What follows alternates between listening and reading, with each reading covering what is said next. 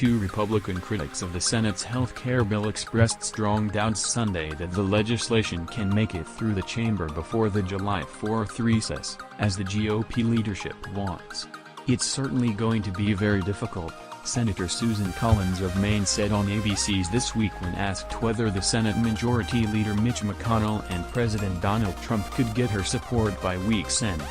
"For my part, I'm very concerned about the cost of insurance for older people with serious chronic illnesses and the impact of the Medicaid cuts on our state government, the most vulnerable people in our society, and health care providers such as our rural hospitals and nursing homes, most of whom are very dependent on the Medicaid program." Collins, a center-right Republican, allowed for the possibility that the Senate could work late during an open amendment process and said she would withhold a final decision on the bill until the Congressional Budget Office issues an assessment on its effects, which is expected in the coming days.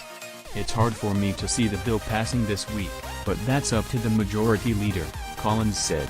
"We could well be in all night a couple of nights." Meanwhile, Senator Ron Johnson, a conservative from Wisconsin, said on NBC's Meet the Press that he wanted to see further changes to the bill before he could commit to supporting it, adding the Senate should not rush this process. "I would like to delay the thing," Johnson said. "There's no way we should be voting on this next week. No way." Two senators, who span much of the ideological range of the Republican conference in the Senate. Johnson has said the measure leaves too much of Obamacare in place and would not lower premiums to make health care less expensive. In addition to her concerns about Medicaid, Collins has critiqued the bill for blocking funding to Planned Parenthood.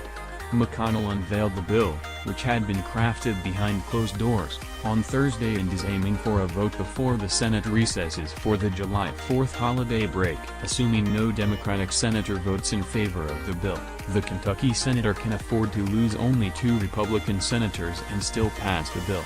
The CBO said it would issue an assessment of the bill early this week. The office's report on the House's health care bill, which is similar in many respects to the Senate measure, said if it became law, 51 million people would be uninsured by the year 2026, meaning 23 million fewer people would have insurance coverage than if Obamacare remains the law of the land. Like the House legislation, the Senate bill would impose major changes to Medicaid and curtail its growth over time and also would repeal the individual mandate. However, the Senate bill would maintain much of Obamacare's subsidy structure to help people pay for individual coverage, but make it less generous, particularly for older enrollees. And it would keep more of Obamacare's insurance regulations than the House legislation.